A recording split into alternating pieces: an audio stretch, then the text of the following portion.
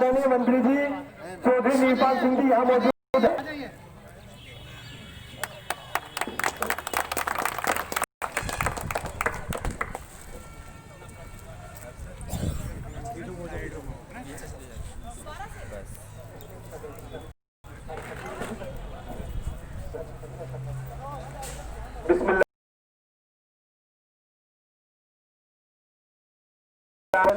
रसूल करीम अम्माबाद। सबसे पहले शुक्रगुजार हूँ मेरे सामने बैठे हुए हमारे सर जी का, चौधरी नीरपाल सिंह जी का, शादाब भाई का, शानू भाई का, भाई नौशाद का, डॉक्टर शेख साहब का, शमशाद भाई का और तमाम उन लोगों का भी जिनका मैं नाम नहीं ले पा रहा हूँ। शकील साहब का हमारे चाचा सामने बैठे हुए हैं। प्रधान मसरूफ साहब का भी, शेख चौधरी, भाई कफील अहमद, फैजान राजपूत साहब, साकिब चौधरी साहब, सईम अलवी साहब, अफरोज राना साहब, मास्टर नौशाद साहब, SMD, सरफराज खान साहब, अकील खलील साहब, सद्दाम साहब, आदिल भाई, अब्दुल माजिद साहब, फिलहाल राजपूत साहब, कासिम ठाकुर साहब, जमाल चौधरी साहब, भाई सलमान, हसीब अहमद, इस्लाम राजपूत साहब, खालिद चौधरी, मास्टर अजी मारूफ और लोग जिन्होंने इस प्रोग्राम को मुंतखब किया है, बदर अली की तरफ से उनका बहुत बहुत शुक्रिया अदा करता है। मेरे अजीज साथियों, आज दिन हमारा मुल्क का आइन अपने वजूद में आया था। आज अपने तमाम नौजवान साथियों से मैं एक बात कहना चाहता हूं कि हमें जितनी खुशी आज मुल्क के आइन को वजूद में आने की आज के दिन की होनी चाहिए, उतनी आज हम लोगों को अहद करना चाहिए कि आज सिर्फ मुल्क के आइन की खुशी ना मनाए, बल्कि इस बात का अहद हम भी करें कि आज हमारे मुल्क का आइन इस कदर खतरे में है कि जो आज से लगभग हमारा जब से देश आजाद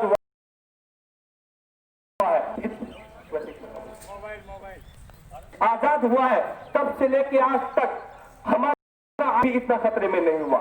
तो ये जिम्मेदारी हर उस मुसलमान के साथ साथ हर उस हिंदुस्तानी की भी है जो चाहता है कि मुल्क में अमन चलते रहे।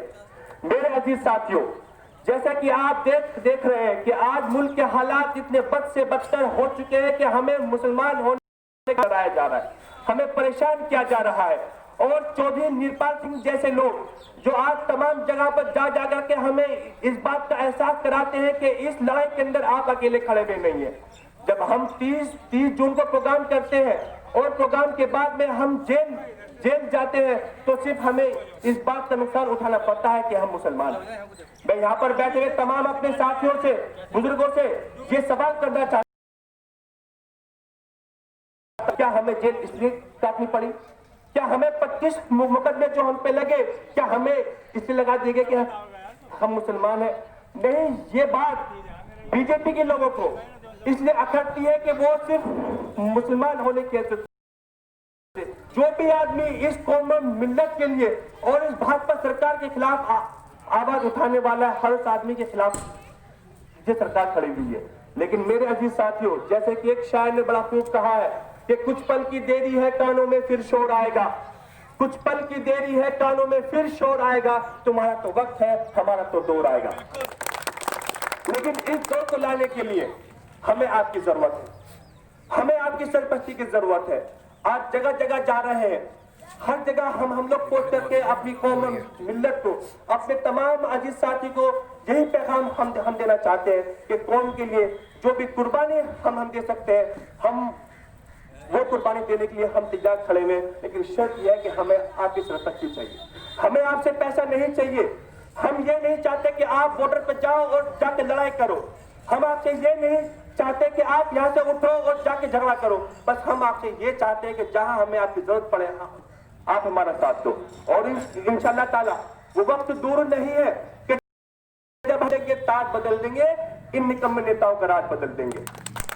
मेरे अजीज साथियों, वक्त की तंगी है, मुझे अभी सिंबौली भी कादिर भाई का मैं तहे दिल से शुक्रिया अदा करता हूं। यहाँ पर आने का एक असल मकसद ये भी है कि इस भाई के अंदर मैं अपना पुराना अक्स देखता हूं कि जब आज से 10 साल पहले हमने इस मैदान में कूदने की सोची तो उस वक्त में जब हम अपने पीठ पीछे देखते तो कोई भी हमारे साथ में कोई नहीं खड़ा हुआ था।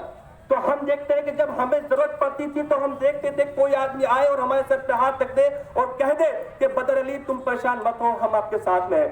कोई भी आदमी ऐसा हमारे साथ कोई नहीं खड़ा था। लेकिन आज अगर हमारे अल्लाह तबारक व तआला ने कोई हमें ताकत और वजूद दे रखा है तो मैं भाई कादिर को और उनकी पूरी टीम को दे देना चाहता हूँ कि जब जब आप हमें याद करोगे इंशाअल्लाह ताला ये बदर अली और पूरी टीम आपके साथ कंधे से कंधा मिलाकर हर वक्त खड़ी हुई है। और जहां जहां हमें आवाज दोगे इंशाअल्लाह ताला सबसे पहले खड़े में मिलेंगे और आपको इस बात का एहसास बिल्कुल भी नहीं होने देंगे कि आप इस कौम और मिल्लत की लड़ाई में अकेले आप खड़े हुए हो। जब जब आवाज दोगे इंशाअल्लाह ताला हम आपके साथ में खड़े हुए हैं। और इस गांव के लोगों को मैं एक बात का वादा और दे देना चाहता हूँ सर जी बैठे में कि अगर कोई बच्चा हमारा यहाँ पर ऐसा है जो पढ़ना चाहता है और पढ़ाई के साथ साथ वो ये चाहता है कि मैं स्पोर्ट्स में भी आगे हम निकल जाए, तो ये प्रोजेक्ट हम अभी वेट करने शुरू करने वाले हैं कि कोई बच्चा अगर स्पोर्ट्स में अच्छी लाइन पकड़ना चाहता है तो उसमें पैसे से लेके इक्विपमेंट जरूरत पेश आएगी। इंशाअल्लाह ताला फ्री में युवा सेवा समिति उसको उपलब्ध कराएगी। और कोई ऐसा बच्चा है जो हाई स्कूल के बाद में इंटर के बाद में पढ़ना चाहता है और उसके बाद उसके पास पैसे नहीं है तो हम उसके बाप की आंखों में ये मायूसी के बादल नहीं आने देंगे कि काश मेरे पास पैसे होते, काश मेरे पास कुछ अवकाश होती तो मेरा बच्चा IAS बन जाता, IPS बन जाता, डॉक्टर बन जाता। तो हर चंद हर पल हम खड़े हुए और उस बाप की आंखों में मायूसी के बादल नहीं आने देंगे कि अगर पैसे होते तो मेरा बच्चा IPS बन जाता। तो इंशाअल्लाह ताला अगर कोई बच्चा गाँव के अंदर ऐसा मौजूद है, आसपास के एरिया में भी मौजूद है, तो हम कोशिश हमारी ये कि वो बच्चा पैसे की उसकी कमी के बिना पढ़ाई से महरूम वो ना रहे। कोई बच्चा अगर ऐसा है तो कादिर भाई जिम्मेदारी आपकी भी बनती है कि आप उन बच्चों को बुलाओ और जो भी फीस उसकी जमा करने वाली बात है हम फीस जमा कराएंगे।